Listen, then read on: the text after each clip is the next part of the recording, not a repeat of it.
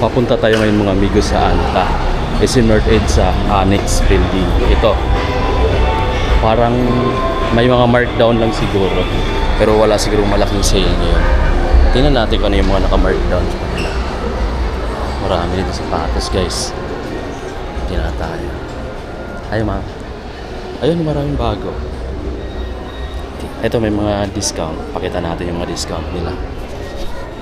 Annex.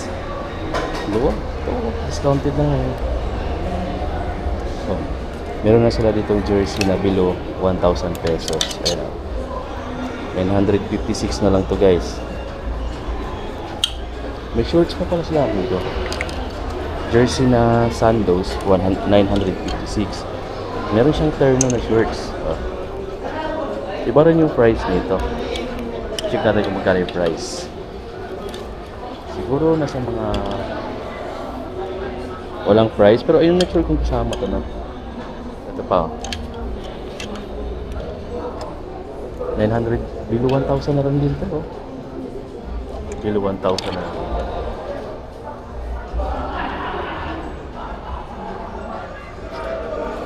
Ito, retail pa eh, 2,595. Black core. Ito guys, oh, discounted na. 1,596 na lang. Regular fit na men's basketball shorts. Ready. Dahil pa nito sa hilo. Ito pa. 956 na lang din. Jersey. Dami na. Ganun din to mga amigo ito. 1,596 na lang din to. 1,596. Check nyo lang dito sa Anta guys na. Kung bibili kayo dito sa Anta, check nyo na lang yung pinakita ko. Meron sila ditong Kaito, pero yung Muse lang yung available sa kanila. Yung Muse. Pakita natin yung Muse. Ito. Hi sir. Ito yung Muse, oh guys. Wala yung ano, ang tawag ng isa. Ito lang yung Muse. Pero sa Gateway Mall to Cubao guys, meron siyang ibang kulay nito. Ay, pala. Yung solar, ito Muse. 7,995. Ito yung solar. Ito. 7,995 din. Ganda ng kulay ng solar. Ba? Ito na guys, oh, meron na dito sa may SM North Edge na branch ni Anta. Kung naghanap kayo ng release na Kaito solar. Ayan siya. Tapos yung mga nandito is yung previews Taiwan. Ito Sun. Kung naghanap ka pa ng Sun guys, ito yun. Previous release. Siguro ito dito naka-retail pa siya kasi ito yung pinaka last na colorway na ni-release. Kaya same price pa siya sa Kaito. Pero yung mga ibang kulay, ito ganun din kasi combination siya. Ito tandem to, Sun tsaka Moon. 7,995 pa siya. Taiwan speed naman to. Retail pa rin siya dito, 7,595. Medyo mura sa siya ng konti kahit bagong release compare sa Kaito sa Taiwan. Okay, so meron pa siya dito. Ito naka-retail, naka-discount na to, naka-green sticker na siya dito guys. So 5,360 na lang siya. 5,360 na lang to. Ang kapit nitong ilalim niya kasi ayun, Gamsol. Tapos mayroon siyang black version, 5295. Kaya inspired mga design nito mga amigo, no. Tapos dito sa kabila, ito 5295. So yan yung kulay. Ito yung gray, ito tsaka yung black. Tapos dito, dahil palang Taiwan speed dito, no. S Nitro Edge 7,595. Ayan, yung mga sale dito guys, no. Tapos may maraming kulay pa, no. Ito yung naka-sale. Ito naka-sale din to, 5,316. Ako mas option ko dito sa lahat itong kulay na to, tsaka either ito, tsaka yung ito. Ayaw ko ng black. Gusto ko yung triple black kasi di ba siya daw makita yung kulay, yung ano, yung mga dumi. Pero parang gusto ko yung black and white. Ito naman guys, oh. Taiwan Namun, 7,595.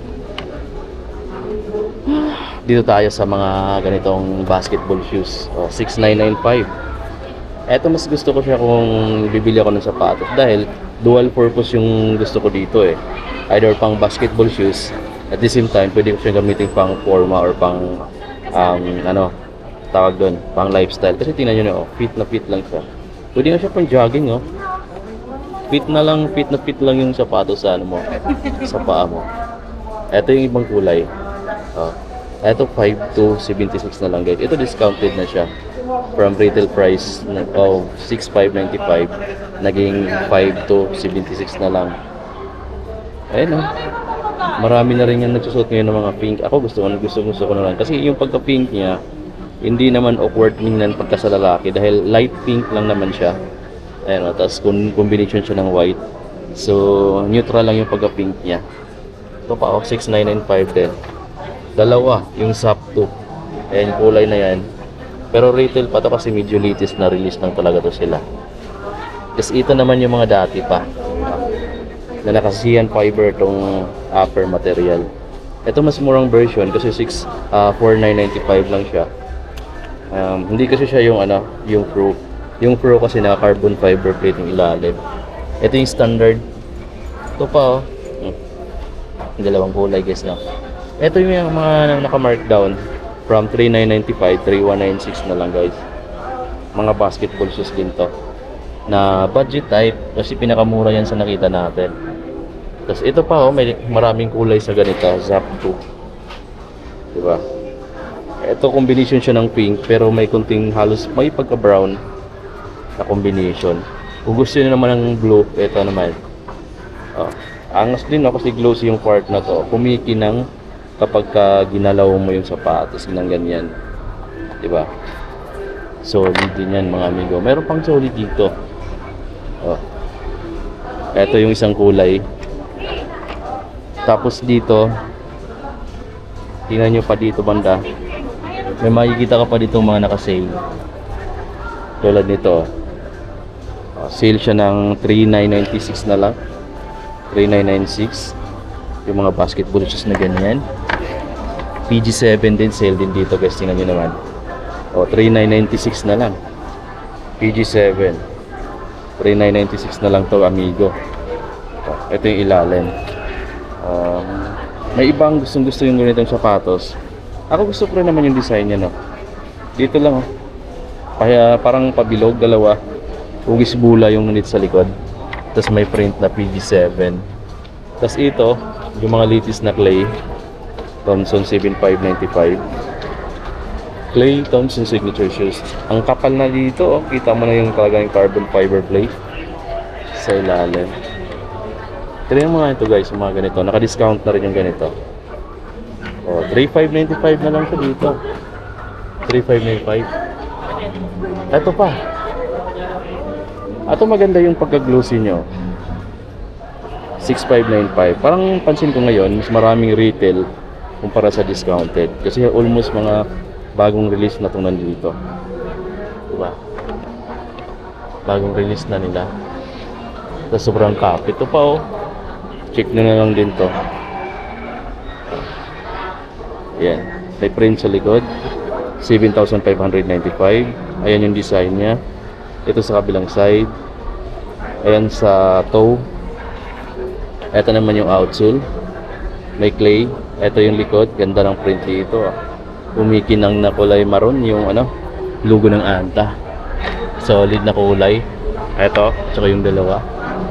Dito may kunting lifestyle shoes dito. Pakita natin yung mga price.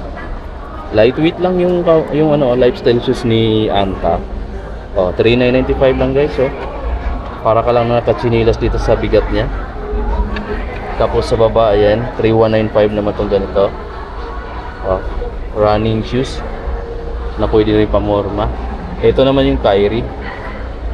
Ito Kyrie tawag doon, Kyrie Irving na lifestyle shoes. Flat na flat lang yung outsole.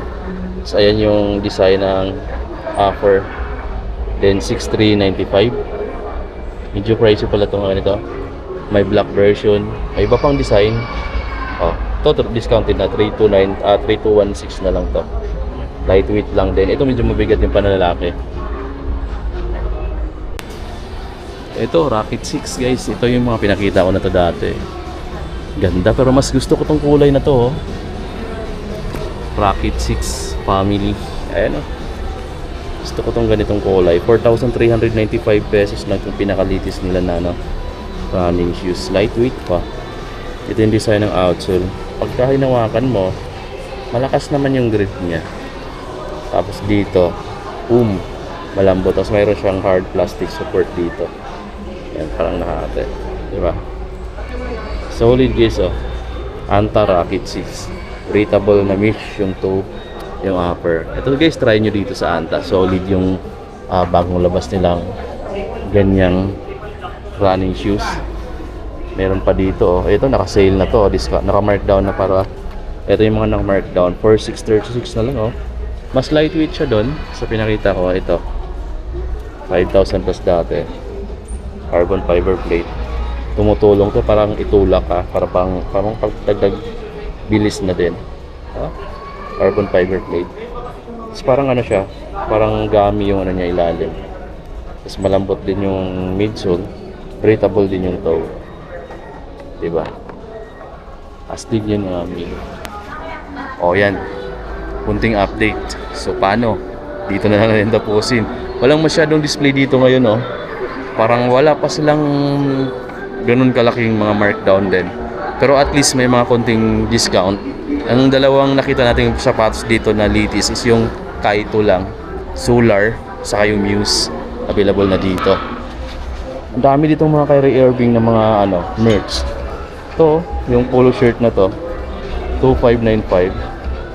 Ganda, oh. Puro logo ni Kyrie. Ito yung malaki. Tapos yung mga design dyan is kulay black. Tapos puro logo ni Kyrie. Ayan. Madami. Bago na guys, no? Ito pa. Ito yung gusto ko dito. Oh, Lockport. Kaya ito yung gusto ko dito. Kaso yung pagka-Kyrie kasi ng mga merch, medyo pricey eh. Hintayin na lang natin mag-sale to.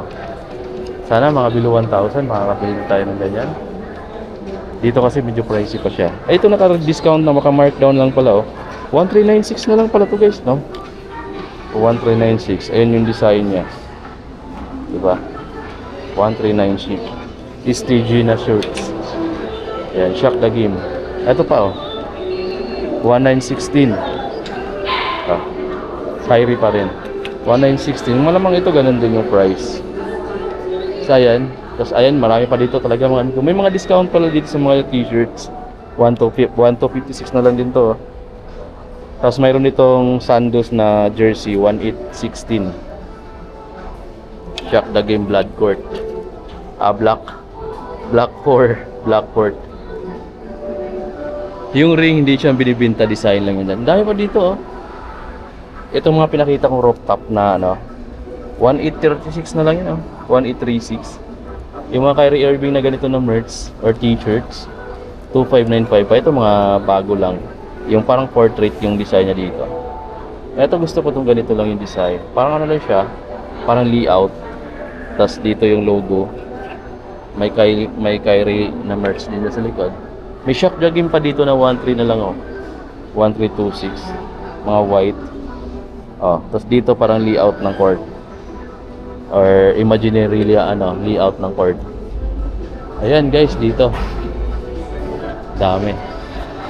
Tapos so, paano mga amigo, dito natin tapusin yung vlog. Kung may gustuhan ka, visit na dito sa may Anta Anta Store, SM North Edge sa Annex Building.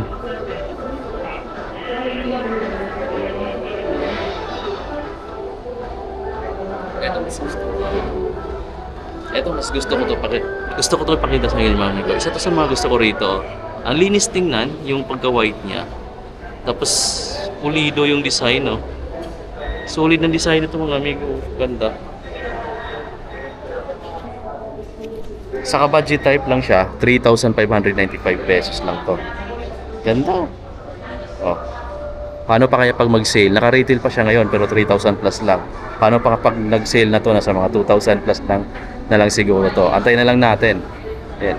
Ganda ng kulay, oh. Ang ganda, ang angas ng sapatos na to. Tingnan nyo guys. Oh, white, tapos dito sa tang niya, tapos dito sa may sackline. Tsaka insole niya is black.